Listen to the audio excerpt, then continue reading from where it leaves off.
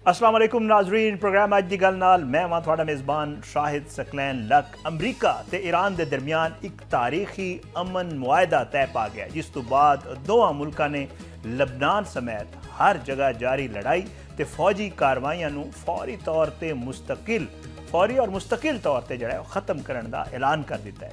वज़ीर आज़म शहबाज शरीफ ने इस वड्डी कामयाबी का बाज़ाब्ता ऐलान करते हुए सोशल मीडिया ते लिखा कि लंबे ते मुश्किल मुज़ाकरात तो बाद ये ऐलान असी कर रहे हैं और सानू बड़ी खुशी हो रही है कि अमरीका ते ईरान के दरमियान एक अमन मुआहदा तय पा गया है। तो इस मुआहदे ते बाकायदा दस्तखत की तकरीब 19 जून जुम्मे आले दिन स्विट्ज़रलैंड होएगी। कौमी असैंबली भी इज़हार ख्याल करते हुए वज़ीर आज़म शहबाज शरीफ ने यह कहा कि जंग की तारीख रात के बाद अमन का सूरज तलू हो गया। अमरीका ते ईरान ने सारे महाज़ां ते फौजी कार्रवाइयां के मुस्तकिल खात्मे का ऐलान कर दिता है तो फरीकैन ने मुश्किल हालात सबर तहम्मुल ते दानाई का दामन नहीं छड़िया। वज़ीर आज़म शहबाज शरीफ ने कहा कि अमरीका ते ईरान के दरमियान जनीवा होने वाली अमन मुआहदे की तकरीब की मेज़बानी पाकिस्तान करेगा तो पाकिस्तान समेत पूरी आलमी दुनिया नूं इस ते असी मुबारकबाद पेश करते हैं। वज़ीर आज़म का यह कहना सी कि इस मुअज़्ज़ज़ ऐवान के सामने अमरीका के सदर डोनाल्ड ट्रंप, ईरान के सुप्रीम लीडर आयतुल्ला मुजतबा खामनाई, ईरानी सदर ते अमन अमल शामिल दोवां टीम्स के तमाम अरकान नूं असी मुबारकबाद देंदे हैं। उन्होंने कहा कि फरीकैन ने मुश्किल हालात तदब्बर, दानिश ते सबर नूं बरकरार रखा। मुज़ाकरात के नाजुक, कठन ते सबर आजमा अमल कतर के अमीर के भरपूर तावन नूं भी खराजे तहसीन पेश करते हैं, जिन्हां दा किरदार इंतहाई मुस्बत रहा। उन्होंने मजीद कहा कि सऊदी अरब के वलीअहद मोहम्मद बिन सलमान ते तुर्की के सदर की दूरअंदेश क्यादत ने तावन का भी इस तावन का भी असी दिल नाल उन्हां दा शुक्रगुजार और शुक्रिया अदा करते हैं। दूजे पासे अमरीकी सदर डोनाल्ड ट्रंप ने भी इस वड्डी कामयाबी ते खुशी का इजहार करते हुए सब नूं मुबारकबाद दी ते अपने सोशल मीडिया ते लिखा कि ईरान नाल साडा मुआहदा मुकम्मल हो गया है ते जुम्मे नूं इस अजीम डील ते दस्तखत के बाद समंदर का अहम रस्ता यानी आबनाए हुरमस खोल दिता जाएगा। सदर ट्रंप ने कहा कि इस अजीम डील नाल पूरे खिते अमन कायम होएगा। उन्होंने यह भी कहा कि मेरे तो पहले आले सारे जितने भी अमरीकी सदर ईरान नाल अमन मुआहदा करने के कोशिशों नाकाम रहे, पर खिते के रहनुमावां नूं पहली बार यहो जिहा सदर मिला है जिसने असल अमन हासिल करने सच्ची मदद की है। उन्होंने दस्सिया कि जुम्मे नूं समंदर विचों बारूदी सुरंगा हटाने वास्ते असी जिहड़ा है वो डील ते दस्तखत करांगे, जिस तो बाद तेल ले जाने वाले जहाज़ आसानी नाल दोवें पासे सफ़र कर सकेंगे। अमरीकी अखबार वॉल स्ट्रीट जर्नल के मुताबिक इस मुआहदे ये शर्त शामिल है कि ईरान एटमी हथियार नहीं बनाएगा तो अपना हुरमस फौरी तौर पर खोल दी जाएगी। सदर ट्रंप ने भी वाजे किया कि ईरान तो एटमी विवाद जड़ा है वो ख़त्म करने की सानू जड़ा है कोई जल्दी नहीं, एक कम बाद भी हो सकता है तो इस मुआहदे के बदले ईरान नूं कोई नकद रकम या पैसे असी नहीं दे रहे। अमरीकी सदर डोनाल्ड ट्रंप ने ईरान नाल मुजव्वज़ा मुआहदे बारे अहम तफसील बयान करते हुए यह भी दस्सिया कि नवे मुआहदे के तहत ईरान नूं सिर्फ कम सतह ते यूरेनियम अफजूदा करने की इजाजत होएगी, जिसनों किसी सूरत भी फौजी मकासद लई इस्तेमाल नहीं किया जा सकेगा। अमरीकी अखबार न्यूयॉर्क टाइम्स नूं दिते गए इंटरव्यू सदर ट्रंप ने कहा कि ईरान नूं सिर्फ गैर फौजी मकासद लई यूरेनियम अफजूदा करने की इजाजत दी जाएगी तो यह पाबंदी मुस्तकिल नोयत की होएगी। जदों उन्होंने तो पूछा गया कि क्या ये जिहड़ी हद है ये साबिक अमरीकी सदर बारक ओबामा के दौर जिहड़ा जौहरी मुआहदा होया सी उहदे 3.67% जिहड़ा अफसूदगी के बराबर सी। उन्हें जड़ा है इस मामले के उत्ते इस शरह के मामले के उत्ते जड़ा है कोई वाज़ेह जवाब नहीं दिता, बल्कि यह कहा कि ईरान सिर्फ पुरअमन मकासद लिए अफसूदगी कर सकेगा। सदर ट्रंप ने यह भी कहा कि अगर ईरानी हुकूमत मुस्तकबिल हुकूमत मुखालिफ मुजाहिरीन के खिलाफ सख्त कार्रवाई करे या उन्होंने नुकसान पहुँचाए तो ऐसी सूरत हाल ईरान नूं मुकम्मल पाबंदियां जड़ा है वो नहीं नरम कीतियां जाणगियां। ताहम ज़राए के मुताबिक ये शर्त मुजव्वज़ा मुआहदे का बाज़ाब्ता हिस्सा नहीं है। दूजे पासे उन्होंने इसराइली वज़ीर आज़म बेंजामिन नेतन्याहू ते भी तनकीद की ते कहा कि वो एक बहुत मुश्किल बंदे ने ते उन्होंने अमरीका का शुक्रगुजार होना चाहिए। ट्रंप के मुताबिक अगर ईरान के कोल जोहरी हथियार होंदे तो इसराइल का वजूद शदीद खतरे च आ सकता सी। उन्होंने दावा किया कि लबनान इसराइली हमलियां ने ईरान नाल सफारती अमल नूं शदीद नुकसान पहुँचाया तो मुआहदे के आखिरी मरले रुकावटां पैदा की। उन्होंने कहा कि अमरीकी दबाव तो फौजी कार्रवाइयों के बाद ईरान मुज़ाकरात लई आमादा होया। ट्रंप ने खबरदार भी किया कि अगर जोहरी मुआहदा हतमी तौर पर ना होया तो अमरीका दोबारा फौजी कार्रवाई का रस्ता भी अख्तियार कर सकता है। उन्होंने कहना सी कि ईरान जड़ा है वो हमलियां तो बचना चाहता है, इसलिए मुज़ाकरात पेशरफ्त मुमकिन हो रही है। ਦੂਜੇ ਪਾਸੇ ਈਰਾਨ ਨੇ ਵੀ ਜਿਹੜਾ ਇਸ ਅਮਨ ਮੁਆਹਦੇ ਦੀ ਬਾਜ਼ਾਬਤਾ ਤਸਦੀਕ ਕਰ ਦਿੱਤੀ ਹੈ। ਈਰਾਨ ਦੇ ਨਾਇਬ ਵਜ਼ੀਰ ਖਾਰਜਾ ਕਾਜ਼ਿਮ ਗਰੀਬਾਬਾਦੀ ਨੇ ਮੀਡੀਆ ਨੂੰ ਦੱਸਿਆ ਕਿ ਇਤਵਾਰ ਵਾਲੇ ਦਿਨ ਲਬਨਾਨ ਤੇ ਇਸਰਾਈਲੀ ਹਮਲੇ ਦੇ ਬਾਅਦ ਈਰਾਨ ਦੀ ਤਰਫੋਂ ਮੁਆਹਦੇ ਦੇ ਕਾਗਜ਼ਾਤ ਵਿੱਚ ਕੁਝ ਤਬਦੀਲੀਆਂ ਕਬੂਲ ਕਰ ਲਈਆਂ ਗਈਆਂ, ਜਿਸ ਦੇ ਬਾਅਦ ਅਮਰੀਕਾ ਨਾਲ ਮੁਖਤਲਿਫ ਮੁਆਜ਼ਾਂ ਤੇ ਜਾਰੀ ਲੜਾਈ ਤੇ ਅਸਕਰੀ ਕਾਰਵਾਈਆਂ ਫੌਰੀ ਤੌਰ ਤੇ ਖਤਮ ਕਰਨ ਦਾ ਅਮਲ ਅੱਜ ਤੋਂ ਸ਼ੁਰੂ ਕਰ ਦਿੱਤਾ ਜਾ ਰਿਹਾ ਹੈ।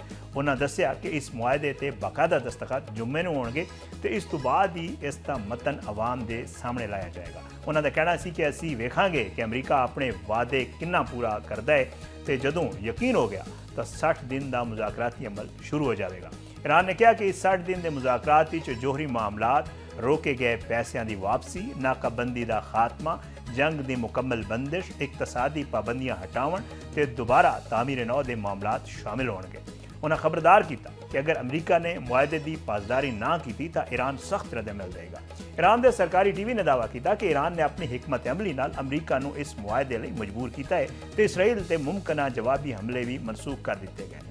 ਈਰਾਨ ਦੇ ਖਾਤਮੁਲ ਅੰਬੀਆ ਹੈੱਡਕੁਆਰਟਰਸ ਨੇ ਕੌਮ ਨੂੰ ਮੁਬਾਰਕਬਾਦ ਦਿੰਦੇ ਹੋਏ ਕਿਹਾ ਕਿ ਅੱਲਾ ਦੇ ਹੁਕਮ ਨਾਲ ਅਮਰੀਕਾ ਤੇ ਇਸਰਾਈਲ ਨੂੰ ਸ਼ਿਕਸਤ ਹੋਈ ਹੈ ਤੇ ਈਰਾਨੀ ਕੌਮ ਦੀ ਮਰਜ਼ੀ ਗਾਲਿਬ ਆ ਗਈ ਹੈ ਤੇ ਆਪਣੀ ਅਫਵਾਜ ਨੂੰ ਖੈਰਾਜ ਤਹਿਸੀਨ ਵੀ ਅਸੀਂ ਪੇਸ਼ ਕਰਦੇ ਹਾਂ। ਦੁਨੀਆ ਭਰ ਵਿੱਚ ਇਸ ਤਾਰੀਖੀ ਅਮਨ ਮੁਆਹਦੇ ਦਾ ਜਿਹੜਾ ਹੈ ਉਹ ਖੈਰ ਮਕਦਮ ਵੀ ਕੀਤਾ ਜਾ ਰਿਹਾ ਹੈ। ਕਤਰ ਦੇ ਵਜ਼ੀਰ ਆਜ਼ਮ ਸ਼ੇਖ ਮੁਹੰਮਦ ਬਿਨ ਅਬਦੁਰਰਹਿਮਾਨ ਨੇ ਕਿਹਾ ਹੈ ਕਿ ਅਸੀਂ ਪਾਕਿਸਤਾਨ ਤੇ ਬਾਕੀ ਇਲਾਕਾਈ ਤੇ ਬੈਨ ਅਲ-ਅਕਵਾਮੀ ਫਰੀਕਾਂ ਦਾ ਸ਼ੁਕਰੀਆ ਅਦਾ ਕਰਦੇ ਹਾਂ ਜਿਨ੍ਹਾਂ ਨੇ ਇਸ ਮੁਫਾਹਮਤ ਤੱਕ ਪਹੁੰਚਣ ਵਿੱਚ ਕਿਰਦਾਰ ਅਦਾ ਕੀਤਾ ਤੇ ਉਮੀਦ ਰੱਖਦੇ ਹਾਂ ਕਿ ਅਗਲੇ ਮੁਜ਼ਾਕਰਾਤ ਵੀ ਮੁਸਬਤ ਅੰਦਾਜ਼ ਵਿੱਚ ਹੋਣਗੇ। ਉਹਨਾਂ ਕਿਹਾ ਕਿ ਕਤਰ ਹਮੇਸ਼ਾ ਅਮਨ ਤੇ ਆਲਮੀ ਸਲਾਮਤੀ ਦੇ ਇਕਦਾਮਾਤ ਦਾ ਹਾਮੀ ਰਹੇਗਾ। ਬਰਤਾਨੀਆ, ਜਰਮਨੀ ਤੇ ਫਰਾਂਸ ਨੇ ਵੀ ਇਸ ਮੁਆਹਦੇ ਦੀ ਹਮਾਇਤ ਕੀਤੀ। ਬਰਤਾਨਵੀ ਵਜ਼ੀਰ ਆਜ਼ਮ ਕੇ ਸਟਾਰਮਰ ਨੇ ਕਿਹਾ ਕਿ ਮੈਂ ਅਮਰੀਕਾ, ਪਾਕਿਸਤਾਨ, ਕਤਰ ਤੇ ਤੀਜੇ ਜਿਹੜੇ ਫਰੀਕੈਨ ਨੇ ਉਹਨਾਂ ਨੂੰ ਮੁਬਾਰਕਬਾਦ ਦੇਣਾ ਤੇ ਉਮੀਦ ਹੈ ਕਿ ਅਬਨਾਏ ਹੁਰਮਜ਼ ਵਿੱਚ ਟ੍ਰੈਫਿਕ ਬਗੈਰ ਰੁਕਾਵਟ ਬਹਾਲ ਕਰ ਦਿੱਤੀ ਜਾਏਗੀ। ਪਾਕਿਸਤਾਨ ਵਿੱਚ ਵੀ ਇਸ ਕਾਮਯਾਬੀ ਦੇ ਉੱਤੇ ਖੁਸ਼ੀ ਮਨਾਈ ਜਾ ਰਹੀ ਹੈ। ਵਫਾਕੀ ਵਜ਼ੀਰ ਦਾਖਲਾ मोहसिन नकवी ने इस daily field marshal Syed Asim Munir की कोशिशों ਨੂੰ ਸਰਾਹੁੰਦੇ ਹੋਏ ਉਹਨਾਂ ਦੀ ਤਸਵੀਰ ਸ਼ੇਅਰ ਕੀਤੀ ਤੇ ਲਿਖਿਆ ਕਿ ਇਹਨਾਂ ਨੇ ਨਾ ਸਿਰਫ ਪਾਕਿਸਤਾਨ ਬਲਕਿ ਪੂਰੀ ਦੁਨੀਆ ਦੇ ਅਮਨ ਲਈ ਕਿਰਦਾਰ ਅਦਾ ਕੀਤਾ ਹੈ। ਕਤਰੀ ਨਸ਼ਰਿਆਤੀ ਇਦਾਰੇ ਅਲ ਜਜ਼ੀਰਾ ਦੇ ਮਾਰੂਫ ਸਹਾਫੀ ਉਸਾਮਾ ਬਿਨ ਜਾਵੇਦ ਦੀ ਰਿਪੋਰਟ ਦੇ ਮੁਤਾबिक ਪਿਛਲੇ ਚੰਦ ਦਿਨਾਂ ਦੇ ਦੌਰਾਨ ਕਤਰ ਤੇ ਪਾਕਿਸਤਾਨ ਨੇ ਮੁਸਲਸਲ ਸਫਾਰਤੀ ਰਾਬਤੇ ਤੇ ਪਸੇ ਪਰਦਾ ਕੋਸ਼ਿਸ਼ਾਂ ਦੇ ਜ਼ਰੀਏ ਐਸੇ ਹਾਲਾਤ ਪੈਦਾ ਕਰਨ ਵਿੱਚ ਮਦਦ ਦਿੱਤੀ ਜਿਨ੍ਹਾਂ ਦੇ ਨਤੀਜੇ ਵਿੱਚ ਅਮਰੀਕਾ ਤੇ ਈਰਾਨ ਦੇ ਦਰਮਿਆਨ ਮੁਆਹਦੇ ਦੀ ਰਾਹ ਹਮਵਾਰ ਹੋਈ। ਰਿਪੋਰਟ ਦੇ ਮੁਤਾबिक ਮਸ਼ਰਕ ਵਸਤਾ ਵਿੱਚ ਵੱਧਦੀ ਹੋਈ ਕਸ਼ੀਦਗੀ ਤੇ ਮੁਮਕਿਨਾ ਤਸਾਦਮ ਦੇ ਖਤਰਾਤ ਦੇ ਦੌਰਾਨ ਕਤਰੀ ਕਿਆਦਤ ਨੇ ਤਹਿਰਾਨ ਨਾਲ ਬਰਾਹ ਰਾਸਤ ਰਾਬਤੇ ਬਰਕਰਾਰ ਰੱਖੇ। ਇਸ ਸਿਲਸਿਲੇ ਵਿੱਚ ਕਤਰੀ ਵਫਦ ਨੇ ਈਰਾਨ ਦੇ ਦੋ ਅਹਿਮ ਦੌਰੇ ਕੀਤੇ ਜਿਨ੍ਹਾਂ ਦਾ ਮਕਸਦ ਕਸ਼ੀਦਗੀ ਦੀ ਕਮੀ ਤੇ ਸਫਾਰਤੀ ਹੱਲ ਦੀ ਤਲਾਸ਼ ਸੀ। ਪਹਿਲਾ ਦੌਰਾ ਉਸ ਵਕਤ ਕੀਤਾ ਗਿਆ ਜਦੋਂ ਖਿੱਤੇ ਵਿੱਚ ਸੂਰਤ-ਏ-ਹਾਲ ਇੰਤਹਾਈ ਨਾਜ਼ੁਕ ਸੀ ਤੇ ਜੰਗ ਦੇ ਖਦਸ਼ਾਤ ਅਰੂਜ ਤੇ ਸਨ। ਇਸ ਦੌਰਾਨ ਕਤਰੀ ਹੁਕਾਮ ਨੇ ਈਰਾਨੀ ਕਿਆਦਤ ਨੂੰ ਮੁਜ਼ਾਕਰਾਤ ਤੇ ਸਫਾਰਤੀ ਰਸਤਾ ਅਪਣਾਉਣ ਤੇ ਜ਼ੋਰ ਦਿੱਤਾ ਤੇ ਅਮਨ ਮੁਆਹਦੇ ਦੇ ਇਮਕਾਨਾਤ ਬਰਕਰਾਰ ਰੱਖਣ ਦੀ ਕੋਸ਼ਿਸ਼ਾਂ ਵੀ ਜਾਰੀ ਰੱਖੀਆਂ। ਰਿਪੋਰਟ ਵਿੱਚ ਇਹ ਵੀ ਦਾਅਵਾ ਕੀਤਾ ਗਿਆ ਕਿ ਇਸ ਪੂਰੇ ਸਫਾਰਤੀ ਅਮਲ ਵਿੱਚ ਪਾਕਿਸਤਾਨ ਦਾ ਕਿਰਦਾਰ ਵੀ ਇੰਤਹਾਈ ਅਹਿਮ ਸੀ। ਪਾਕਿਸਤਾਨੀ ਹੁਕਾਮ ਨੇ ਨਾ ਸਿਰਫ ਵਾਸ਼ਿੰਗਟਨ ਤੇ ਤਹਿਰਾਨ ਨਾਲ ਮੁਸਲਸਲ ਰਾਬਤੇ ਰੱਖੇ ਬਲਕਿ ਇਲਾਕਾਈ ਮੁਲਕਾਂ ਵਿੱਚ ਵੀ ਰਾਬਤਾਕਾਰੀ ਦਾ ਕਿਰਦਾਰ ਅਦਾ ਕੀਤਾ। ਰਿਪੋਰਟ ਦੇ ਮੁਤਾबिक ਪਾਕਿਸਤਾਨ ਇਸ ਦੌਰਾਨ ਇੱਕ 4 ਮੁਲਕੀ ਇਲਾਕਾਈ ਇਤਿਹਾਦ ਦੀ ਕਿਆਦਤ ਵੀ ਕਰ ਰਿਹਾ ਸੀ ਜਿਸ ਵਿੱਚ ਸਾਊਦੀ ਅਰਬ, ਮਿਸਰ ਤੇ ਤੁਰਕੀਆ ਸ਼ਾਮਿਲ ਸਨ। ਇਹ ਇਤਿਹਾਦ ਖਿੱਤੇ 'ਚ ਇਸਤਹਿਕਾਮ ਬਰਕਰਾਰ ਰੱਖਣ ਤੇ ਮੁਮਕਿਨਾ ਬੜੇ ਜਿਹੜਾ ਤਸਾਦਮ ਹੈ ਉਹਨੂੰ ਰੋਕਣ ਲਈ ਮੁਸ਼ਤਰਕਾ ਸਫਾਰਤੀ ਕੋਸ਼ਿਸ਼ ਕਰ ਰਿਹਾ ਸੀ। ਅਮਰੀਕਾ ਤੇ ਈਰਾਨ ਦੇ ਦਰਮਿਆਨ ਜਿਹੜਾ ਮੁਜਵਜ਼ਾ ਅਮਨ ਮੁਆਹਦਾ ਹੈ ਇਸ ਦੇ ਉੱਤੇ ਦਸਤਖਤ ਤੋਂ ਪਹਿਲੇ ਕਤਰ ਦੇ ਦਾਰੁਲ ਹਕੂਮਤ ਦੋਹਾ ਵਿੱਚ ਅਹਿਮ ਸਫਾਰਤੀ ਸਰਗਰਮੀਆਂ ਸ਼ੁਰੂ ਹੋਣ ਜਾ ਰਹੀਆਂ ਨੇ ਜਿੱਥੇ ਦੋਵਾਂ ਮੁਲਕਾਂ ਨਾਲ ਬਿਲਵਾਸਤਾ ਤਿਆਰੀ ਇਜਲਾਸ ਮੁਨੱਕਿਦ ਕੀਤੇ ਜਾਣਗੇ। ਗੈਰ ਮੁਲਕੀ ਖਬਰ ਅਸਾਂ ਇਦਾਰੇ AFP ਦੇ ਮੁਤਾबिक ਇੱਕ ਸਫਾਰਤੀ ਜ਼ਰੀਏ ਨੇ ਉਹਨਾਂ ਨੂੰ ਦੱਸਿਆ ਕਿ ਅਮਰੀਕਾ ਤੇ ਈਰਾਨ ਦੇ ਨੁਮਾਇੰਦਿਆਂ ਨਾਲ ਅਲੱਗ-ਅਲੱਗ ਤਿਆਰੀ ਮੁਲਾਕਾਤਾਂ ਇਸ ਹਫ਼ਤੇ ਦੋਹਾ ਵਿੱਚ ਹੋਣ ਜਾ ਰਹੀਆਂ ਨੇ। ਇਹਨਾਂ ਮੁਲਾਕਾਤਾਂ ਦਾ ਮਕਸਦ ਸਵਿਟਜ਼ਰਲੈਂਡ ਵਿੱਚ ਮੁਜਵਜ਼ਾ ਮੁਆਹਦੇ ਤੇ ਬਾਕਾਇਦਾ ਦਸਤਖਤ ਤੇ ਬਾਅਦ ਤਕਨੀਕੀ ਮੁਜ਼ਾਕਰਾਤ ਦੇ ਆਗਾਜ਼ ਲਈ ਸਾਰੇ ਮਾਮਲਾਤ ਨੂੰ ਹਤਮੀ ਸ਼ਕਲ ਦੇਣਾ ਹੈ। ਸਫਾਰਤੀ ਜ਼ਰੀਏ ਦੇ ਮੁਤਾबिक ਕਤਰੀ ਸਾਲਸਾ ਨੇ ਤਹਿਰਾਨ ਵਿੱਚ ਤਕਰੀਬਨ 17 ਘੰਟੇ ਲੰਬੇ ਤੇ ਇੰਤਹਾਈ ਅਹਿਮ ਮੁਜ਼ਾਕਰਾਤ ਕੀਤੇ ਜਿਨ੍ਹਾਂ ਦਾ ਆਗਾਜ਼ ਇਤਵਾਰ ਨੂੰ ਹੋਇਆ ਸੀ। ਉਹਨਾਂ ਮੁਜ਼ਾਕਰਾਤ ਦੇ ਨਤੀਜੇ ਵਿੱਚ ਦੋਵਾਂ ਫਰੀਕਾਂ ਵਿੱਚ ਅਹਿਮ ਪੇਸ਼ਰਫਤ ਸਾਹਮਣੇ ਆਈ ਤੇ ਇੱਕ ਮੁਫਾਹਮਤ ਤੱਕ ਰਸਾਈ ਮੁਮਕਿਨ ਹੋ ਗਈ। ਰਿਪੋਰਟ ਦੇ ਮੁਤਾबिक ਕਤਰੀ ਵਫਦ ਮੁਜ਼ਾਕਰਾਤ ਮੁਕੰਮਲ ਕਰਕੇ ਤਹਿਰਾਨ ਤੋਂ ਵਾਪਸ ਰਵਾਨਾ ਹੋ ਗਿਆ ਤੇ ਹੁਣ ਅਗਲਾ ਮਰਲਾ ਦੋਹਾ ਵਿੱਚ ਹੋਣ ਵਾਲੀ ਤਿਆਰੀ ਮੁਲਾਕਾਤਾਂ ਤੇ ਮੁਸ਼ਤਮਿਲ ਹੋਵੇਗਾ। ਇਸਰਾਈਲੀ ਪਾਸ ਜਿਹੜਾ ਇਸਰਾਈਲ ਹੈ ਉਹ ਤੁਹਾਨੂੰ ਪਤਾ ਹੈ ਕਿ ਇਸ ਮੁਆਹਦੇ ਕੋਲ ਪਹਿਲੇ ਹੀ ਰਾਜ਼ੀ ਨਹੀਂ ਸੀ, ਜੰਗਬੰਦੀ ਨਹੀਂ ਚਾਹੁੰਦਾ ਸੀ। ਇਸਰਾਈਲੀ ਵਜ਼ੀਰ ਕੌਮੀ ਸਲਾਮਤੀ ਇਤਮਾਰ ਬਿਨ ਗਵੇਰ ਨੇ ਅਮਰੀਕਾ ਤੇ ਈਰਾਨ ਦੇ ਦਰਮਿਆਨ ਤੈਅ ਪਾਉਣ ਵਾਲੇ ਜੰਗਬੰਦੀ ਤੇ ਅਮਨ ਦੇ ਮੁਆਹਦੇ ਨੂੰ ਮੁਸਤਰਦ ਕਰ ਦਿੱਤਾ ਹੈ ਤੇ ਕਿਹਾ ਹੈ ਕਿ ਇਹ ਮੁਆਹਦਾ ਇਸਰਾਈਲ ਤੇ ਲਾਗੂ ਨਹੀਂ ਹੁੰਦਾ। ਤੇ ਨਾ ਹੀ ਇਸਰਾਈਲ ਜਿਹੜਾ ਹੈ ਇਸਰਾਈਲ ਦੀ ਸਲਾਮਤੀ ਦੀ ਅਸੀਂ ਜ਼ਮਾਨਤ ਫਰਾਹਮ ਨਾ ਹੀ ਇਹ ਜਿਹੜਾ ਮੁਆਹਦਾ ਹੈ ਉਹ ਇਸਰਾਈਲ ਦੀ ਸਲਾਮਤੀ ਦੀ ਜ਼ਮਾਨਤ ਫਰਾਹਮ ਕਰਦਾ ਹੈ। ਗੈਰ ਮੁਲਕੀ ਖਬਰ ਰਸਾਂ ਇਦਾਰੇ ਦੇ ਮੁਤਾबिक ਇਸਰਾਈਲ ਦੇ ਇੰਤਹਾਈ ਜਿਹੜਾ ਦਾएं बाजू ਨਾਲ ਤਾਲੁਕ ਰੱਖਣ ਵਾਲੇ ਵਜ਼ੀਰ ਨੇ ਬਿਨ ਗਵੇਰ, ਉਹਨਾਂ ਨੇ ਆਪਣੇ ਟੈਲੀਗ੍ਰਾਮ ਪੈਗਾਮ ਵਿੱਚ ਲਿਖਿਆ ਹੈ ਕਿ ਸਦਰ ਟਰੰਪ ਦਾ ਈਰਾਨ ਨਾਲ ਮੁਆਹਦਾ ਇਸਰਾਈਲ ਨੂੰ ਪਾਬੰਦ ਨਹੀਂ ਕਰਦਾ ਕਿਉਂਕਿ ਇਸਰਾਈਲ ਇਸ ਮੁਆਹਦੇ ਦਾ ਫਰੀਕ ਹੀ ਨਹੀਂ ਹੈ। ਬਿਨ ਗਵੇਰ ਦਾ ਕਹਿਣਾ ਸੀ ਕਿ ਮੌਜੂਦਾ ਮੁਆਹਦਾ ਇਸਰਾਈਲ ਦੇ ਬੁਨਿਆਦੀ ਸਿਕਿਉਰਿਟੀ ਖਦਸ਼ਾਤ ਨੂੰ ਦੂਰ ਕਰਨ ਵਿੱਚ ਨਾਕਾਮ ਹੈ ਤੇ ਖਿੱਤੇ 'ਚ ਖਤਰਾਤ ਹੁਣ ਵੀ ਬਰਕਰਾਰ ਨੇ। ਉਹਨਾਂ ਲਬਨਾਨ ਵਿੱਚ ਸਰਗਰਮ ਹਿਜ਼ਬੁੱਲਾ ਬਾਰੇ ਸਖਤ ਮੌਕਾ ਅਪਣਾਉਂਦੇ ਹੋਏ ਕਿਹਾ ਕਿ ਇਸਰਾਈਲ ਨੂੰ ਹਿਜ਼ਬੁੱਲਾ ਦੇ ਮੁਕੰਮਲ ਖਾਤਮੇ ਤੋਂ ਘੱਟ ਕਿਸੇ ਵੀ ਚੀਜ਼ ਤੇ ਰਾਜ਼ੀ ਨਹੀਂ ਹੋਣਾ ਚਾਹੀਦਾ। ਇਸਰਾਈਲੀ ਵਜ਼ੀਰ ਨੇ ਇਹ ਵੀ ਕਿਹਾ ਕਿ ਜਿਨ੍ਹਾਂ ਇਲਾਕਿਆਂ ਤੇ ਇਸਰਾਈਲੀ ਫੌਜ ਨੇ ਅਸਕਰੀ ਕਾਰਵਾਈਆਂ ਦੇ ਦੌਰਾਨ ਕੰਟਰੋਲ ਹਾਸਿਲ ਕੀਤਾ ਹੈ ਉੱਥੋਂ 1 ਇੰਚ ਵੀ ਅਸੀਂ ਪਿੱਛੇ ਨਹੀਂ ਹਟਾਂਗੇ। ਔਰ ਉਹਨਾਂ ਨੇ ਕਿਹਾ ਕਿ ਜੀ ਇਲਾਕੇ ਵਿੱਚ ਮੌਜੂਦ ਅਸਕਰੀ ਢਾਂਚੇ ਨੂੰ ਮੁਕੰਮਲ ਤੌਰ ਤੇ ਖਤਮ ਕਰਨਾ ਜ਼ਰੂਰੀ ਹੈ। ਬਿਨ ਗਵੇਰ ਦਾ ਇਹ ਬਿਆਨ ਇਸ ਵਕਤ ਸਾਹਮਣੇ ਆਇਆ ਜਦੋਂ ਅਮਰੀਕਾ ਤੇ ਈਰਾਨ ਦੇ ਦਰਮਿਆਨ ਮੁਮਕਿਨ ਮੁਆਹਦੇ ਤੇ ਖਿੱਤੇ ਵਿੱਚ ਜਿਹੜਾ ਹੈ ਜੰਗਬੰਦੀ ਦੀ ਕੋਸ਼ਿਸ਼ਾਂ ਤੇ ਆਲਮੀ ਤਵੱਜੋ ਜਿਹੜਾ ਹੈ ਉਹ ਮੌਜੂਦ ਹੈ। ਇਹ ਸਾਰਾ ਮਾਮਲਾ ਚੱਲ ਰਿਹਾ ਜਨਾਬ ईरान अमरीका पेशरफ के हवाले और पाकिस्तान की जी सफारतकारी है बेहतरीन सफारतकारी उन्होंने पूरी दुनिया सराया जा रहा है और हूँ तो सोशल मीडिया पर ट्रेंड कर रहे हैं कि पाकिस्तान के जो फील्ड मार्शल ने सैयद आसिम मुनीर उन्होंने अमन का नोबल इनाम वास्ते नामजद किया जाए। पाकिस्तान की हर जगह धूम मची है और पूरी दुनिया तो पाकिस्तान ना सिर्फ अक़वाम मुत्तहिदा बल्कि तमाम ममालिक जो पाकिस्तान का शुक्रिया भी अदा कर रहे हैं इस सारे मामले से और पाकिस्तान की गल भी कर रहे हैं। ये सारी मामलात किस तरह मुमकिन होए, आया ये जड़ा एक MOU साइन होने जा रहे हैं ये एक मुआहदे की शक्ल अख्तियार कर सकता है। आने वाले जोड़े वक्त होएगा अगर ये आपस मुज़ाकरात और गलबात होएगी तो मशरक़ वस्ता की सूरत हाल की होएगी। इस सारे मामले पर गल करेंगे, छोटा जिहा ब्रेक लेना, ब्रेक के बाद वापस आएंगे। सारे नाल मौजूद होंगे डॉक्टर हामिद अल मशरकी साहब, माहिर बैनुल अक़वामी अमूर ने। छोटा जिहा ब्रेक के बाद वापस आ रहे।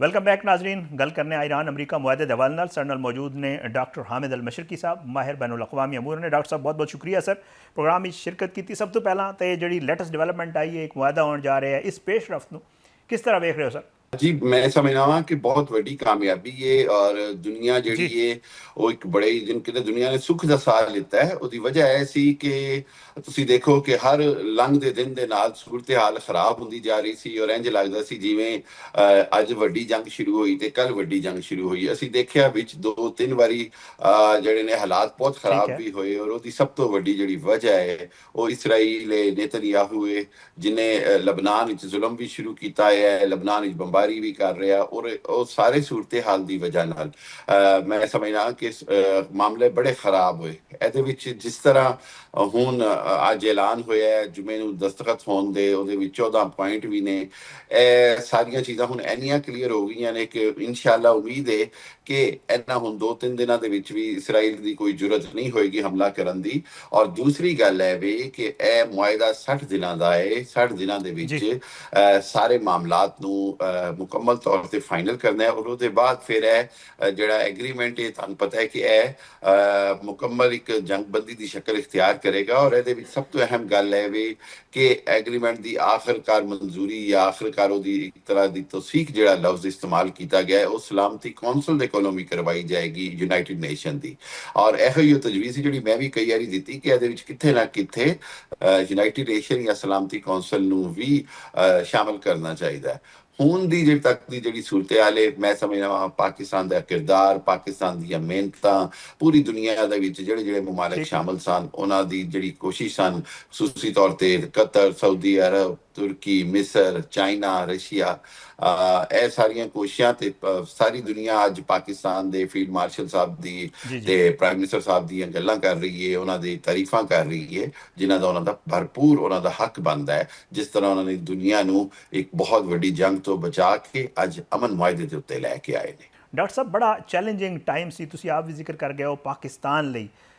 ਇੱਕ ਤੇ ਇਹਨੂੰ ਜਿਹੜਾ ਹੈ ਬੈਲੈਂਸ ਕਰਨਾ, ਦੂਜਾ ਇਸ ਚੈਲੰਜ ਨੂੰ ਲੈ ਕੇ ਅੱਗੇ ਵਧਣਾ ਔਰ ਦੋਵਾਂ ਮਮਾਲਿਕ ਨੂੰ ਜਿਹੜਾ ਹੈ ਆਨ ਬੋਰਡ ਰੱਖਣਾ। ਦੂਜੇ ਜਿਹੜੇ ਖਿੱਤੇ ਦੇ ਮਮਾਲਿਕ ਨੇ ਈਵਨ ਚੀਨ ਔਰ ਰੂਸ ਨਾਲ ਔਰ ਦੂਜੇ ਮਮਾਲਿਕ ਨਾਲ ਟਰਕੀਆ, ਸਾਊਦੀਆ ਸਭ ਦਾ ਨਾਂ ਆ ਰਿਹਾ, ਉਹਨਾਂ ਨਾਲ ਗੱਲਬਾਤ ਕਰਨਾ। ਪਾਕਿਸਤਾਨ ਦਾ ਜਿਹੜਾ ਸਫਾਰਤੀ ਅਹਿਮ ਕਿਰਦਾਰ ਇਸ ਸਾਰੇ ਮਾਮਲੇ 'ਚ ਉਹਨੂੰ ਕਿਸ ਤਰ੍ਹਾਂ ਵੇਖ ਰਹੇ ਹੋ? देखो जिस तरह मामलात 8 अप्रैल तक 36 दिन ਦੀ ਜੰਗ ਜਾ ਜੀ ਰਹੇ ਸਨ ਔਰ ਅਗਲੇ ਦਿਨ ਸਦਰ ਟਰੰਪ ਜਿਹੜੇ ਨੇ ਉਹ ਬੜੀ ਵੱਡੀ ਤਬਾਹੀ ਦੀਆਂ ਗੱਲਾਂ ਕਰ ਰਹੇ ਸਨ ਈਰਾਨ ਵਾਸਤੇ ਉਸ ਵਕਤ ਜਿਸ ਤਰ੍ਹਾਂ ਫੀਲਡ ਮਾਰਸ਼ਲ ਸਾਹਿਬ ਨੇ ਔਰ ਪ੍ਰਾਈਮ ਮਿਨਿਸਟਰ ਸ਼ਹਿਬਾਜ਼ ਸ਼ਰੀਫ ਸਾਹਿਬ ਨੇ ਜਿਸ ਤਰ੍ਹਾਂ ਉਹਦੇ ਵਿੱਚ ਮੁਦਾਖਲਤ ਕੀਤੀ ਔਰ ਜਿਸ ਤਰ੍ਹਾਂ ਉਹਨਾਂ ਨੇ ਮਾਮਲੇ ਨੂੰ ਆਰਜ਼ੀ ਸੀਜ਼ ਫਾਇਰ ਲੈ ਕੇ ਗਏ ਫਿਰ ਉਸ ਤੋਂ ਬਾਅਦ ਠੀਕ ਹੈ ਉਸੇ ਤੇ ਮਿਹਨਤ ਕਰਦੇ ਰਹੇ ਐਨਜੀਸੀ ਜਿਵੇਂ ਦੁਨੀਆ ਤੀਜੀ ਆਲਮੀ ਜੰਗ ਦੀ ਉੱਤੇ ਖਲੋ ਗਈ ਹੈ ਤੇ ਕਿਸੇ ਵੇਲੇ ਵੀ ਤੀਜੀ ਆਲਮੀ ਜੰਗ ਲੱਗ ਸਕਦੀ ਹੈ ਜਿਹੜੇ ਚੀਨ ਵੀ ਸ਼ਾਮਲ ਹੋ ਜਾਏਗਾ ਰੂਸ ਵੀ ਸ਼ਾਮਲ ਹੋ ਜਾਏਗਾ ਔਰ ਪਤਾ ਨਹੀਂ ਕੀ ਹੋ ਜਾਏਗਾ ਉਸੇ ਤਰ੍ਹਾਂ ਫਿਰ ਉਸ ਤੋਂ ਬਾਅਦ ਅਸੀਂ ਦੇਖਿਆ ਕਿ ਅਮਰੀਕਾ ਦੇ ਵਿੱਚ ਜਿਹੜੀ ਯਹੂਦੀ ਲੌਬੀ ਹੈ ਉਹਨੇ ਸਾਡੇ ਖਿਲਾਫ ਕੰਮ ਸ਼ੁਰੂ ਕਰ ਦਿੱਤਾ ਲਿੰਡਸੇ ਗ੍ਰਾਹਮ ਦਾ ਨਾਮ ਆਇਆ ਉਹਨੇ ਪਾਕਿਸਤਾਨ ਦੇ ਕਿਰਦਾਰ ਦੇ ਉੱਤੇ ਬੜੇ ਸਵਾਲ ਚੁੱਕੇ ਪਾਕਿਸਤਾਨ ਦੀ ਨੀਅਤ ਤੇ ਸ਼ੱਕ ਕੀਤਾ ਉਸ ਤੋਂ ਬਾਅਦ ਫਿਰ ਅਮਰੀਕਾ ਦੇ ਨਾਲ ਗਲਤ ਫਹਿਮੀਆਂ ਪੈਦਾ ਕਰਨ ਦੀ ਕੋਸ਼ਿਸ਼ ਕੀਤੀ ਗਈ ਈਰਾਨ ਨੂੰ ਕਿਹਾ ਗਿਆ ਕਿ ਪਾਕਿਸਤਾਨ ਜਿਹੜਾ ਹੈ ਸ਼ਾਇਦ ਅਮਰੀਕਾ ਦੇ ਪਾਸੇ ਹੈਗਾ ਤੇ ਈਰਾਨ ਨੂੰ ਫਸਾ ਰਿਹਾ ਹੈ ਫਿਰ ਉਸ ਤੋਂ ਬਾਅਦ ਅਸੀਂ ਦੇਖਿਆ ਕਿ ਇੰਡੀਆ ਨੇ ਜਿਹੜੀ ਬਦਤਰੀਨ ਸਾਜ਼ਿਸ਼ਾਂ ਕੀਤੀਆਂ ਇੰਡੀਅਨ ਮੀਡੀਆ ਨੇ ਬੜੀ ਜਿਹਨੂੰ ਕਹਿੰਦਾ ਮੁਨਜ਼ਮ ਕੰਪੇਨ ਕੀਤੀ ਪਾਕਿਸਤਾਨ ਦੇ ਖਿਲਾਫ ਔਰ ਕੋਸ਼ਿਸ਼ ਕੀਤੀ ਕਿ ਦੁਨੀਆ ਨੂੰ ਇਹ ਦਿਖਾਏ ਕਿ ਜੀ ਸ਼ਾਇਦ ਪਾਕਿਸਤਾਨ ਦਾ ਕਿਰਦਾਰ ਜਿਹੜਾ ਹੈ ਉਹ ਮਸ਼ਕੂਕ ਹੈ ਸਾਰੀਆਂ ਚੀਜ਼ਾਂ ਅਲਹਮਦੁਲਿਲਾ ਪਾਕਿਸਤਾਨ ਨੇ ਨਾ ਸਿਰਫ ਉਹਨਾਂ ਨੂੰ ਮੁਕਾਬਲਾ ਕੀਤਾ ਉਹਨਾਂ ਦਾ ਬਲਕਿ ਉਹਨਾਂ ਨੂੰ ਗਲਤ ਸਾਬਤ ਕੀਤਾ ਨੇਤਨਯਾਹੂ ਤੇ ਇਸਰਾਈਲ ਨੇ ਤੁਹਾਨੂੰ ਯਾਦ ਹੈ ਨੇਤਨਯਾਹੂ ਨੇ ਬਕਾਇਦਾ ਨਾਂ ਲੈ ਕੇ ਪਾਕਿਸਤਾਨ ਦਾ ਤੇ ਪਾਕਿਸਤਾਨ ਦੇ ਖਿਲਾਫ ਕਿਰਦਾਰ ਕਸ਼ੀ ਕੀਤੀ ਪਾਕਿਸਤਾਨ ਦੇ ਕਿਰਦਾਰ ਨੂੰ ਖਰਾਬ ਕਰਨ ਦੀ ਕੋਸ਼ਿਸ਼ ਕੀਤੀ ਇਹ ਉਹ ਸਾਰੇ ਚੈਲੰਜਸ ਸਨ ਜਿਹੜੇ ਉਸ ਤੋਂ ਬਾਅਦ ਫਿਰ ਜਿਵੇਂ ਤੁਹਾਨੂੰ ਪਤਾ ਹੈ ਦੋਵੇਂ ਪਾਰਟੀਆਂ ਆਪਣੇ ਆਪਣੇ ਨੁਕਤਿਆਂ ਦੇ ਅੜੀਆਂ ਹੋਈਆਂ ਸਨ ਕਿਸੇ ਕੋਈ ਟਸ ਤੋਂ ਮਸ ਨਹੀਂ ਸੀ ਹੋ ਰਿਹਾ ਉਹ ਤੋਂ ਉਹਨਾਂ ਨੂੰ ਰਾਜ਼ੀ ਕੀਤਾ ਉਹਨਾਂ ਦੇ ਮਾਮਲਾਤ ਨੂੰ ਉਹਨਾਂ ਦੇ ਪੁਆਇੰਟ ਨੂੰ ਜਿਹਨੂੰ ਅੰਗਰੇਜ਼ੀ ਦਾ ਲਫ਼ਜ਼ ਸ਼ਟਲ ਡਿਪਲੋਮੇਸੀ ਇਸਤੇਮਾਲ ਹੁੰਦਾ ਉਹ ਇਸ ਕਰਕੇ ਤੇ ਦੋਨਾਂ ਨੂੰ ਦੋਨੇ ਧਿਰਾਂ ਨੂੰ ਮਜਬੂਰ ਕੀਤਾ ਉਹਨਾਂ ਨੂੰ ਰਾਜ਼ੀ ਕੀਤਾ ਕਿ ਉਹ ਐਗਰੀਮੈਂਟ ਕਰਨ ਔਰ ਐਗਰੀਮੈਂਟ ਐਸਾ ਹੈ ਕਿ ਜਿਹੜੇ ਉੱਤੇ ਦੋਵੇਂ ਆਪਣੇ ਆਪਣੇ ਮੁਲਕ ਵਿੱਚ ਆਪਣੇ ਆਪਣੇ ਸਾਂਝ ਵਿੱਚ ਜਾ ਕੇ ਕਹਿੰਦੇ ਨੇ ਕਿ ਜੀ ਅਸੀਂ ਜਿੱਤ ਗਏ ਆ ਤੇ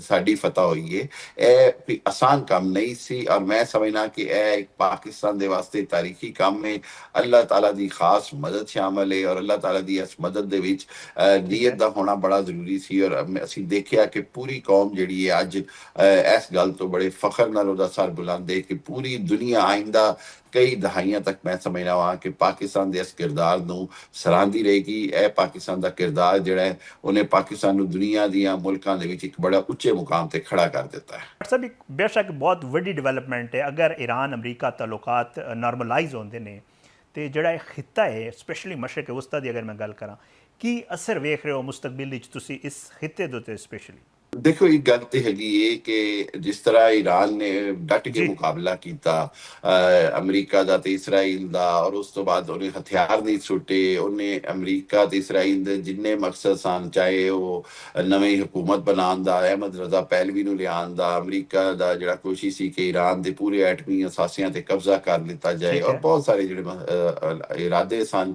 ਉਹਨਾਂ ਨੂੰ ਪੂਰਾ ਨਾ ਹੋਣ ਦਿੱਤਾ ਆਪਣੀ ਲੀਡਰਸ਼ਿਪ ਦੀ ਕੁਰਬਾਨੀ ਦੇ ਕੇ ਵੀ ਤੇ ਉਸ ਤੋਂ ਬਾਅਦ ਫਿਰ ਮੈਂ ਸਮਝਦਾ ਕਿ ਅੱਜ ਦੇ ਮੁਆਹਦੇ ਤੋਂ ਬਾਅਦ ਦੁਨੀਆ ਵਿੱਚ ਹੀ ਸਮਝ ਆਈ ਹੈ ਖਿੱਤੇ ਦੇ ਵਿੱਚ ਜਿਹੜੇ ਅਰਬ ਮੁਮਾਲਿਕ ਨੇ ਉਹ ਇਹ ਸਮਝਦੇ ਨੇ ਕਿ ਅਮਰੀਕਾ ਦੇ ਅੱਡੇ ਉਹਨਾਂ ਵਾਸਤੇ ਵਬਾਲੇ ਜਾਣ ਸਨ ਜਿਹੜਾ ਬਿਲਕੁਲ ਸੱਚ ਹੈ ਉਹਦੇ ਨਤੀਜੇ ਵਿੱਚ ਹੁਣ ਅਮਰੀਕਾ ਦਾ ਉਹ ਜਿਹੜਾ ਕਿਰਦਾਰ ਸੀ ਜਿਹਨੂੰ ਅੰਗਰੇਜ਼ੀ ਦਾ ਲਫ਼ਜ਼ ਲੀਡਰਸ਼ਿਪ ਇਸਤੇਮਾਲ ਕਰੀਦਾ ਹੈ ਉਹ ਵਾਲਾ ਕਿਰਦਾਰ ਖਤਮ ਹੋਏਗਾ ਚੌਕੀਦਾਰੀ ਦਾ ਕਿਰਦਾਰ ਖਤਮ ਹੋਏਗਾ ਤੇ ਪਾਕਿਸਤਾਨ ਤੇ ਦੂਜੇ ਮੁਮਾਲਿਕ ਜਿਹੜੇ ਨੇ ਮਿਲ ਕੇ ਕੋਸ਼ਿਸ਼ ਕਰਨ ਦੇ ਨਜ਼ਰ ਆ ਰਿਹਾ ਹੈ ਕਿ ਪਾਕਿਸਤਾਨ ਇਹਨਾਂ ਨੂੰ ਅੱਗੇ ਇੱਕ ਨਵਾਂ ਇਤਿਹਾਦ ਬਣਾ ਕੇ ਚਲਾਏਗਾ ਨਵਾਂ ਇੱਕ ਸਾਂਝ ਬਣਾ ਕੇ ਚਲਾਏਗਾ ਔਰ ਉਹਦੇ ਵਿੱਚ ਅਸੀਂ ਦੇਖਣਾ ਕਿ ਸਾਊਦੀ ਅਰਬ ਈਰਾਨ ਕਤਰ ਇਹ ਆਪਸ ਵਿੱਚ ਪਾਕਿਸਤਾਨ ਦੀ ਕੋਸ਼ਿਸ਼ਾਂ ਦੇ ਨਾਲ ਮਜ਼ੀਦ ਕਰੀਬ ਆ ਜਾਂਦੇ ਔਰ ਉਹ ਜਿਹੜੀ ਦੁਸ਼ਮਣੀ ਸੀ ਇੰਨੇ ਸਾਲਾਂ ਤੋਂ ਜਿਹੜੀ ਇੱਕ ਦੂਜੇ ਦੇ ਬਾਰੇ ਗਲਤ ਫਹਿਮੀਆਂ ਸਨ ਉਹ ਦੂਰ ਹੁੰਦੀਆਂ ਨਜ਼ਰ ਆਉਂਦੀਆਂ ਨੇ ਔਰ ਮੈਂ ਸਮਝਣਾ ਕਿ ਇਹ ਬਹੁਤ ਵੱਡੀ ਕਾਮਯਾਬੀ ਹੈ ਇਸਰਾਈਲ ਜਿਹੜਾ ਹੈ ਉਹ ਇਲਾਕੇ ਦੇ ਵਿੱਚ ਕੱਲਾ ਪੈਂਦਾ ਨਜ਼ਰ ਆਏਗਾ ਦੁਨੀਆ ਦੀ ਤਾਰੀਖ ਵਿੱਚ ਪਹਿਲੀ ਵਾਰੀ ਹੋਇਆ ਪਿਛਲੇ 70 ਸਾਲਾਂ ਵਿੱਚ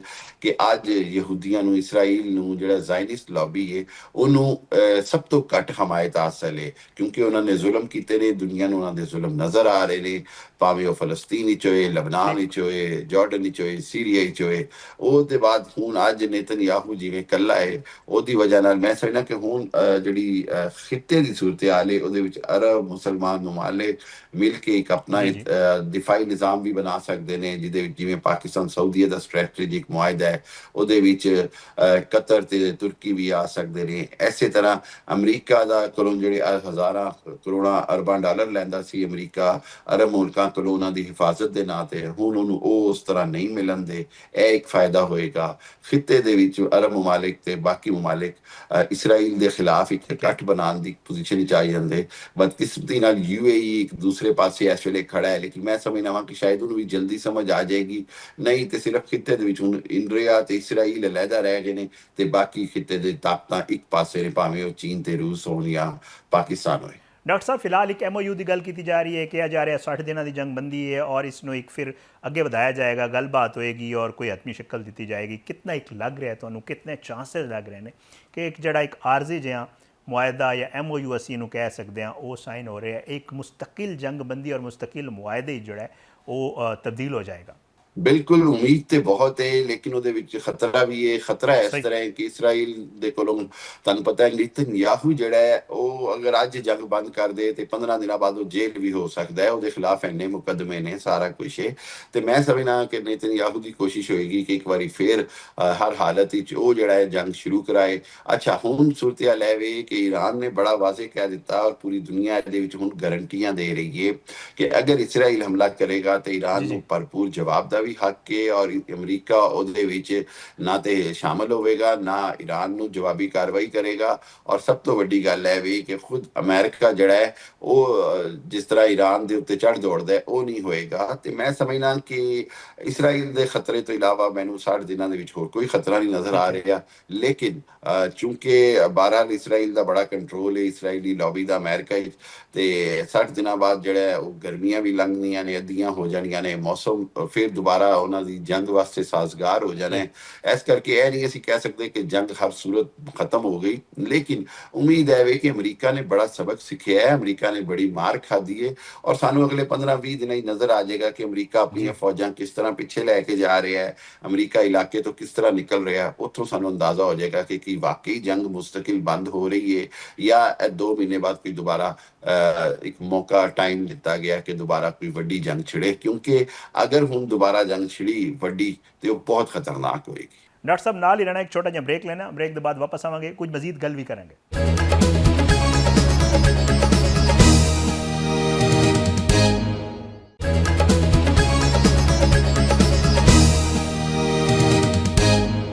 वेलकम बैक नाजरीन, ਸਾਡੇ ਨਾਲ ਮੌਜੂਦ ਨੇ ਮਾਹਿਰ ਬੈनुल अक़वामी अमूर डॉक्टर हामिद अल मशरकी साहब। डॉक्टर साहब, ਇਹ ਵੀ ਦੱਸ ਦਿਓ ਕਿ ਇਹ ਜਿਹੜਾ ਮਾਮਲਾ ਸਾਹਮਣੇ ਨਜ਼ਰ ਆ ਰਿਹਾ ਹੈ, ਕਿਹਾ ਇਹ ਜਾ ਰਿਹਾ ਹੈ ਕਿ ਜੀ ਜਿਹੜਾ ਇਹ ਮੁਆਹਿਦਾ ਨਹੀਂ, ਸਿਰਫ ਵਕਤ ਹਾਸਿਲ ਕਰਨ ਦੀ ਇੱਕ ਕੋਸ਼ਿਸ਼ ਹੈ, ਜਾਂ ਇਹਨੂੰ ਤੁਸੀਂ ਕਹਿ ਰਹੇ ਹੋ, ਕਹਿ ਰਹੇ ਨੇ ਲੋਕ ਕਿ ਜੀ ਇਹ ਇੱਕ ਕ੍ਰਾइसिस मैनेजमेंट है, क्या वाकई ऐसा है? ਦੇਖੋ, ਇਹ ਵੀ ਗੱਲ ਇਹਦੇ ਵਿੱਚ ਕਾਫੀ ਹਕੀਕਤ ਹੈ ਕਿ ਇਸ ਵੇਲੇ ਜਿਸ ਤਰ੍ਹਾਂ ਦੁਨੀਆ ਦਾ ਤੇਲ ਬੰਦ ਹੋਇਆ ਹੈ, ਫੂਡ ਸਿਕਿਉਰਿਟੀ ਦਾ ਇਸ਼ੂ ਹੋਇਆ ਹੈ, ਫੂਡ ਸਿਕਿਉਰਿਟੀ ਸਪਲਾਈ ਚੇਨ ਖਤਮ ਹੋਈ ਹੈ। ਆਪਨੇ ਹਰਬਸ ਤੋਂ 80% ਜਿਹੜੇ ਟੈਂਕਰ ਸਨ ਉਹ ਦੁਨੀਆ ਦੇ ਫੂਡ ਤੋਂ ਰਿਲੇਟਡ ਵੀ ਲੰਘਦੇ ਸਨ, ਉਹ ਸਾਰੇ ਰੁਕੇ ਹੋਏ ਨੇ। ਤੇ ਹੋ ਸਕਦਾ ਹੈ ਕਿ ਬਿਲਕੁਲ ਇਹ ਇੱਕ ਸੋਚ ਦੇ ਵਿੱਚ ਬੜੀ ਜਾਨ ਹੈਗੀ ਹੈ ਕਿ ਅਗਰ 2 ਮਹੀਨੇ ਦੇ ਵਿੱਚ ਦੁਬਾਰਾ ਤੋਂ ਦੁਨੀਆ ਦੇ ਆਇਲ ਦੇ ਅਸਾਸੇ ਭਰ ਦਿੱਤੇ ਜਾਣ, 2 ਮਹੀਨੇ ਦੇ ਵਿੱਚ ਦੁਨੀਆ ਦੇ ਵਾਸਤੇ ਅਗਲੇ ਸਾਲ ਪੂਰੇ ਦੀ ਖੁਰਾਕ ਦਾ ਫੂਡ ਸਿਕਿਉਰਿਟੀ ਫਰਟੀਲਾਈਜ਼ਰ ਦੀ ਸਪਲਾਈ ਹੈ, ਅਗਰ ਉਹ ਬਹਾਲ ਹੋ ਜਾਂਦੀ ਤੇ ਉਸ ਤੋਂ ਬਾਅਦ ਫਿਰ ਸਦਰ ਟਰੰਪ ਤੇ ਇਹਨਾਂ ਨੂੰ ਇੱਕ ਤਰ੍ਹਾਂ 8 ਮਹੀਨੇ ਤੋਂ 10 ਮਹੀਨੇ ਦੀ ਇੱਕ ਵਿੰਡੋ ਮਿਲ ਜਾਏਗੀ ਜੰਗ ਕਰਨ ਦੀ, ਹਮਲੇ ਕਰਨ ਦੀ। ਔਰ ਇਹ ਹੋ ਸਕਦਾ ਹੈ, ਲੇਕਿਨ ਇਹਦੇ ਵਿੱਚ ਕੁਝ ਸਵਾਲਾਤ ਨੇ ਮੇਰੇ ਜ਼ਿਹਨ 'ਚ। ਉਹ ਇਹ ਵੀ ਕਿ ਦੁਨੀਆ ਨੂੰ ਨਜ਼ਰ ਨਹੀਂ ਆਏਗਾ ਅਗਰ ਅਮਰੀਕਾ ਆਪਣੇ ਫੌਜੀ ਪਿੱਛੇ ਨਹੀਂ ਲੈ ਕੇ ਜਾਏਗਾ 15-20 ਦਿਨਾਂ ਦੇ ਬਾਅਦ, ਮਹੀਨੇ ਦੇ ਬਾਅਦ, ਫਿਰ ਤੇ ਫੌਰੀ ਤੌਰ ਤੇ ਈਰਾਨ ਦੀ ਤੇ ਤਿਆਰੀ ਉਸੇ ਤਰ੍ਹਾਂ ਦੁਬਾਰਾ ਸ਼ੁਰੂ ਹੋ ਜਾਏਗੀ। ਐਸੇ ਤਰ੍ਹਾਂ ਅਗਰ ਆਪਣੇ ਫੌਜੀ ਇੱਕ ਵਾਰੀ ਪਿੱਛੇ ਲੈ ਜਾਂਦਾ ਹੈ, ਵਾਪਸ ਲੈ ਜਾਂਦਾ ਹੈ ਅੱਧੇ ਵੀ ਫੌਜੀ, ਤੇ ਇਹਦਾ ਜਾਂ ਆਪਣਾ ਬਹਿਰੀ ਬੇੜਾ ਜਾਂ ਆਪਣੇ ਜਿਹੜੇ ਜੰਗੀ ਅੱਡੇ ਨੇ ਉਹਨਾਂ ਨੂੰ ਐਕਟਿਵ ਉਸ ਤਰ੍ਹਾਂ ਨਹੀਂ ਕਰਦਾ, ਤੇ ਉਹ ਉਹਨਾਂ ਨੂੰ ਮਹੀਨਾ 2 ਦੀ ਤੇ ਤਿਆਰੀ ਚਾਹੀਦੀ ਹੋਏਗੀ ਦੁਬਾਰਾ ਐਕਟਿਵ ਕਰਨ ਵਾਸਤੇ। ਔਰ ਅਗਰ ਨਹੀਂ ਪਿੱਛੇ ਲੈ ਕੇ ਜਾਂਦਾ ਤੇ ਦੁਨੀਆ ਨੂੰ ਇਹਨਾਂ ਦੀ ਜਿਹੜੀ ਸ਼ਰਪਸੰਦੀ ਹੈ ਔਰ ਜਿਹੜੀ ਬਦਨੀਤੀ ਹੈ ਉਹ ਨਜ਼ਰ ਆ ਜਾਏਗੀ। ਸੋ ਇਹ 2-3 ਚੀਜ਼ਾਂ ਨੇ ਜਿਹੜੀਆਂ ਬੜੀਆਂ ਅਸੀਂ ਮੈਂ ਸਮਝਦਾ ਧਿਆਨ ਨਾਲ ਦੇਖਣੀਆਂ ਪੈਂਦੀਆਂ। ਪੂਰੀ ਦੁਨੀਆ ਇਹਨਾਂ ਨੂੰ ਵਾਚ ਕਰੇਗੀ ਔਰ ਪਹਿਲੇ ਹੀ 15 ਤੋਂ 20 ਦਿਨਾਂ ਹੀ ਸਾਨੂੰ ਸਮਝ ਆ ਜਾਏਗੀ ਕਿ ਇਹ ਜੰਗਬੰਦੀ ਸਿਰਫ ਟਾਈਮ ਲੈਣ ਵਾਸਤੇ ਵੇ ਜਾਂ ਮੁਸਤਕਿਲ ਅਮਨ ਦੇ ਵਾਸਤੇ ਇੱਕ ਅੱਗੇ ਮੁਆਹਿਦੇ ਦੀ ਸ਼ਕਲ ਵਿੱਚ ਖਤਮ ਹੋਏਗੀ। ਡਾਕਟਰ ਸਾਹਿਬ, ਜੰਗ ਨੇ ਬਹੁਤ ਕੁਝ ਤਬਦੀਲ ਕਰ ਦਿੱਤਾ ਹੈ ਔਰ ਅਗਰ ਇਹ ਜਿਹੜਾ ਇੱਕ ਐਗਰੀਮੈਂਟ MOU ਹੋਣ ਜਾ ਰਿਹਾ ਹੈ, ਇਹਦੇ ਬਾਅਦ ਕੀ ਨਜ਼ਰ ਆ ਰਿਹਾ? ਸਾਡਾ ਜਿਹੜਾ ਖਿੱਤਾ ਹੈ, ਸਪੈਸ਼ਲੀ ਮਸ਼ਰਕ ਵਸਤਾ ਦੀ ਗੱਲ ਕਰੀਏ, ਇੱਕ ਨਵਾਂ ਸਿਕਿਉਰਿਟੀ ਇਤਿਹਾਦ ਬਣਨ ਦੀ ਗੱਲ ਹੋ ਰਹੀ ਹੈ, ਵਾਕਈ ਐਸਾ ਹੋਣ ਜਾ ਰਿਹਾ? जी ਠੀਕ। बिल्कुल सर, मैं समझना वहाँ कि हर हालत ਵਿੱਚ ਇੱਕ ਨਵਾਂ ਸਿਕਿਉਰਿਟੀ ਇਤਿਹਾਦ ਹੁਣ ਬਣਨਾ ਚਾਹੀਦਾ ਹੈ ਔਰ ਬਣਦਾ ਨਜ਼ਰ ਆ ਰਿਹਾ ਹੈ। ਉਹਦੀ ਵਜ੍ਹਾ ਹੈ ਵੀ ਕਿ ਅਮਰੀਕਾ ਦੇ ਅੱਡੇ ਜਿਹੜੇ ਨੇ ਉਹ ਅਰਬ ਮਮਾਲਿਕ ਦੀ ਹਿਫਾਜ਼ਤ ਨਹੀਂ ਕਰ ਸਕੇ, ਬਲਕਿ ਜੀ ਅਮਰੀਕਾ ਜੀ। ਸਾਰਿਆਂ ਨੂੰ ਛੱਡ ਕੇ ਤੇ ਇਸਰਾਈਲ ਦੀ ਹਿਫਾਜ਼ਤ ਵਿੱਚ ਲੱਗ ਗਿਆ।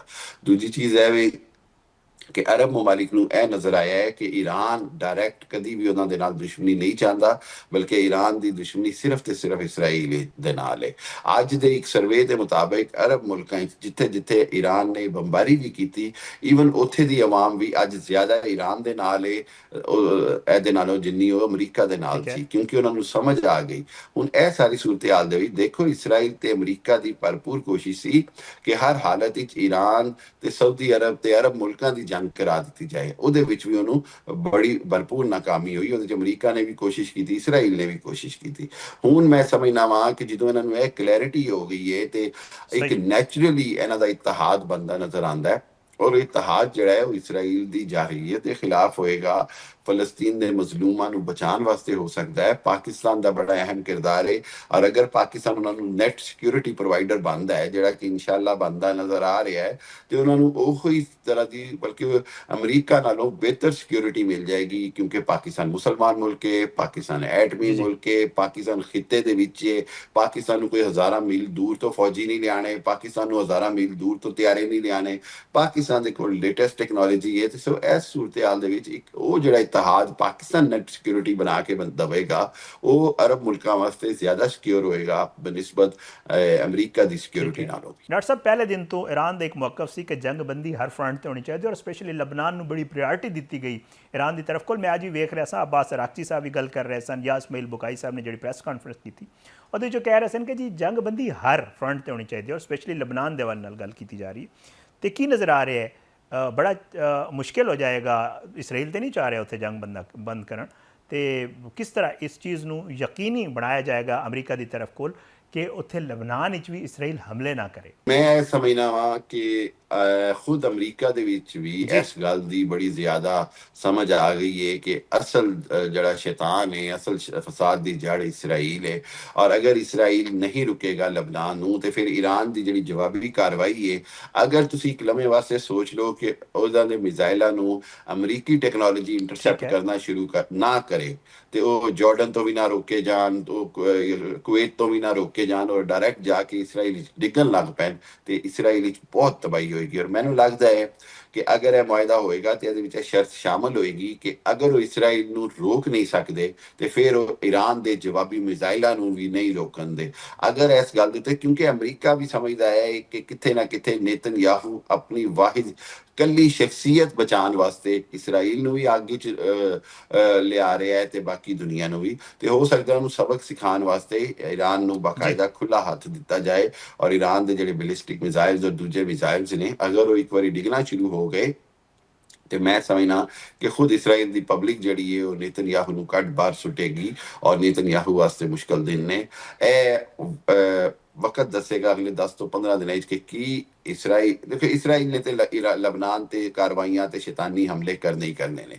ਉਹਨਾਂ ਨੂੰ ਰੋਕਣ ਵਾਸਤੇ ਜਦੋਂ ਈਰਾਨ ਜਵਾਬੀ ਕਾਰਵਾਈ ਕਰੇਗਾ, ਕਿਉਂਕਿ ਜੰਗਬੰਦੀ ਦਾ ਮੁਆਹਦੇ ਦੇ ਵਿੱਚ ਸ਼ਾਮਲ ਹੈ ਕਿ ਉਹ ਜਵਾਬੀ ਕਾਰਵਾਈ ਦਾ ਇਖਤਿਆਰ ਰੱਖਦਾ ਹੈ, ਅਗਰ ਉਸ ਕਾਰਵਾਈ ਨੂੰ ਅਮਰੀਕਾ ਨਹੀਂ ਰੋਕੇਗਾ, ਤੇ ਮੈਂ ਸਮਝਣਾ ਵਾਂ ਕਿ ਇਹ ਵੀ ਬਹੁਤ ਵੱਡੀ ਗੱਲ ਹੋਏਗੀ ਔਰ ਇਸਰਾਈਲ ਨੂੰ ਇੱਕ ਸਬਕ ਸਿਖਾਇਆ ਜਾ ਸਕਦਾ ਹੈ ਹਮੇਸ਼ਾ ਵਾਸਤੇ। ਬਹੁਤ ਬਹੁਤ ਸ਼ੁਕਰੀਆ ਡਾਕਟਰ ਹਾਮਿਦ ਅਲ-ਮਸ਼ਰਿਕੀ ਸਾਹਿਬ, ਤੁਸੀਂ ਪ੍ਰੋਗਰਾਮ ਵਿੱਚ ਸ਼ਿਰਕਤ ਕੀਤੀ। ਨਾਜ਼ਰੀਨ, ਇੱਕ ਛੋਟਾ ਜਿਹਾ ਬ੍ਰੇਕ ਲੈਣਾ, ਬ੍ਰੇਕ ਦੇ ਬਾਅਦ ਵਾਪਸ ਆਵਾਂਗੇ ਤੇ ਕੁਝ ਮਜ਼ੀਦ ਮਾਮਲਾਤ ਤੇ ਗੱਲ।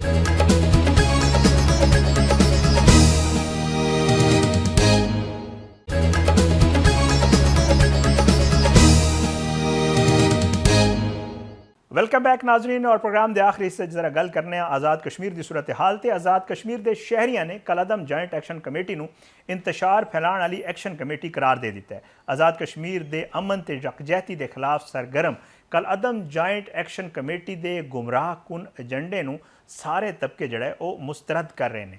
ਇਸ ਸ਼ਰਪਸੰਦ ਜੁਆਇੰਟ ਐਕਸ਼ਨ ਕਮੇਟੀ ਦੀ ਸ਼ਰਾਰਤਾਂ ਨਾਲ ਆਜ਼ਾਦ ਕਸ਼ਮੀਰ ਦੇ ਦਿਹਾੜੀਦਾਰ, ਮਜ਼ਦੂਰ, ਤਲਬਾ ਤੇ ਬਾਕੀ ਜਿਹੜੇ ਤਬਕੇ ਨੇ ਉਹ ਮੁਤਾਸਰ ਹੋ ਰਹੇ ਨੇ। ਆਜ਼ਾਦ ਕਸ਼ਮੀਰ ਦੇ ਆਵਾਮ ਦਾ ਇਸ ਬਾਰੇ 'ਚ ਕਹਿਣਾ ਹੈ ਕਿ ਜੇ ਕਲਅਦਮ ਜੁਆਇੰਟ ਐਕਸ਼ਨ ਕਮੇਟੀ ਇੰਤਸ਼ਾਰ ਤੇ ਕਾਨੂੰਨ ਸ਼ਿਕਨੀ ਦੀ ਅਲਾਮਤ ਬਣ ਕੇ ਸਾਹਮਣੇ ਆਈ ਹੈ। ਇਸ ਕਲਅਦਮ ਕਮੇਟੀ ਦੀ ਤਰਫੋਂ ਜ਼ਬਰਦਸਤੀ ਬਾਜ਼ਾਰ ਬੰਦ ਕਰਾਉਣ ਦੀਆਂ ਧਮਕੀਆਂ ਨਾਲ ਤਾਜਰਾਂ ਤੇ ਆਮ ਸ਼ਹਿਰੀਆਂ ਨੂੰ ਬਹੁਤ ਮੁਸ਼ਕਲਾਂ ਦਾ ਸਾਹਮਣਾ ਹੈ। ਆਵਾਮ ਦੇ ਹਕੂਕ ਦੀ ਲੜਾਈ ਦਾ ਦਾਅਵਾ ਕਰਨ ਵਾਲੇ ਖੁਦ ਹੀ ਗਰੀਬ ਲੋਕਾਂ ਦਾ ਮਾਸ਼ੀ ਨੁਕਸਾਨ ਕਰ ਰਹੇ ਨੇ। ਇਸ ਗੈਰ ਜ਼ਿੰਮੇਦਾਰਾਨਾ ਇਹਤਜਾਜ ਨਾਲ ਸਭ ਤੋਂ ਜ਼ਿਆਦਾ ਨੁਕਸਾਨ ਮਜ਼ਦੂਰਾਂ, ਰੇੜੀਆਂ ਵਾਲੇ ਤੇ ਛੋਟੇ ਦੁਕਾਨਦਾਰਾਂ ਨੂੰ ਹੋ ਰਿਹਾ। ਇਹ ਗੈਰ ਕਾਨੂੰਨੀ ਸਰਗਰਮੀਆਂ ਇਹਨਾਂ ਦਾ ਅਸਲ ਏਜੰਡਾ ਸਭ ਦੇ ਸਾਹਮਣੇ ਲੈ ਆਈਆਂ ਨੇ। ਆਜ਼ਾਦ ਕਸ਼ਮੀਰ ਦੇ ਲੋਕ ਅਮਨ ਕਾਇਮ ਰੱਖਣ ਲਈ ਕਾਨੂੰਨ ਨਾਫਿਜ਼ ਕਰਨ ਵਾਲੇ ਇਦਾਰਿਆਂ ਦੇ ਨਾਲ ਖੜੇ ਨੇ। ਆਜ਼ਾਦ ਕਸ਼ਮੀਰ ਅਮਨ ਕਮੇਟੀ ਤੇ ਯਕਜਹਿਤੀ ਨੂੰ ਆਜ਼ਾਦ ਕਸ਼ਮੀਰ ਵਿੱਚ ਅਮਨ ਤੇ ਯਕਜਹਿਤੀ ਨੂੰ ਨੁਕਸਾਨ ਪਹੁੰਚਾਉਣ ਵਾਲੇ ਅਨਾਸਰ ਦੇ ਖਿਲਾਫ ਫੌਰੀ ਤੇ ਸਖਤ ਕਾਨੂੰਨੀ ਕਾਰਵਾਈ ਕੀਤੀ ਜਾਏ।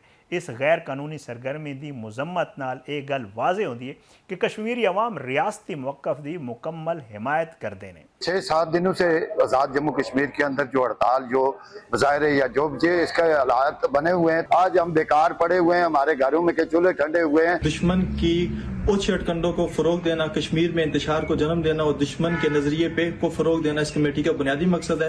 अवाम इस कमेटी से मुकम्मल लाताल्की का इज़हार करती है, अपने कानून नाफज करने वाले अदारों के साथ मुकम्मल सपोर्ट और मुकम्मल हमायत की यकीन दहानी करवाती है। इसमें सबसे ज्यादा हमारा गरीब आदमी, रेडीबान, तलबा लोग मुतासर हैं। ये जो बाजार बंद हैं, ये इंतहाई मुश्किलात हैं, ये किसी तौर पर भी कश्मीर के लिए मुनासिब नहीं है। एक्शन कमेटी को थोड़े से होश के नाखन दें। जो असम्बली के फ्लोर पे बात होनी है वो तो उनके इख्तियार में नहीं, वो कैसे आपके मुतालबात मान सकते हैं? आपने स्टेट को बंद किया हुआ है। मैं ये समझता हूँ कि स्टेट को चाहिए कि किसी भी इस तरह के अनासर को जो एंटी स्टेट एक्टर है, उनको किसी को भी, किसी जत्थे को इसकी इजाजत नहीं देनी चाहिए कि वो स्टेट को यरगमाल बनाए। मैं ये समझता हूँ कि ये एक छोटा सा ग्रुप है, एक्शन कमेटी के नाम से जो बनाया गया है। अस्पताल बंद है, रोडें बंद हैं, तंदूर बंद हैं, आम दुकान बंद है, पुतनोश की हर चीज बंद है। अवामी एक्शन कमेटी से इंतशारी एक्शन कमेटी की तरफ बढ़ रही है। आए रोज ये आज़ाद कश्मीर में मुख्तलिफ मकामात पर इंतशार फैला रहे हैं, जिसकी वजह से अवाम को काफी मुश्किलात का सामना करना पड़ रहा है।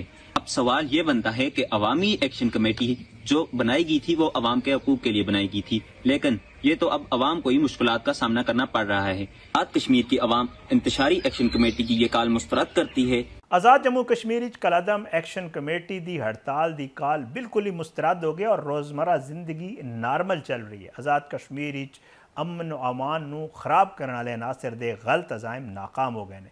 मुजफ्फराबाद, मीरपुर, नीलम ते बिंबर समेत होर सारे अजला रोज़मर्रा दे मामलात मामूल के मुताबिक चल रहे हैं। तमाम इलाकों बाजार ते कारोबारी मौक़िज़ आम तौर पर खुले ने। ट्रैफिक की आमदरफ्त ने तालीमी इदारे जो सरगर्मियाँ ट्रैफिक की आमदरफ्त और जी तालीमी सरगर्मियाँ ने वही बगैर किसी रुकावट के जारी रही ने। लोगों ने जी ये हड़ताल की काल सी वो मुस्तरद करके अमन पसंद ते जिम्मेदार शहरी होने का जोड़ा है वो सबूत दिता है। अज के प्रोग्राम तो इतना, इजाज़त दो, इंशाअल्लाह अगले प्रोग्राम में ज़रूर मुलाकात होएगी।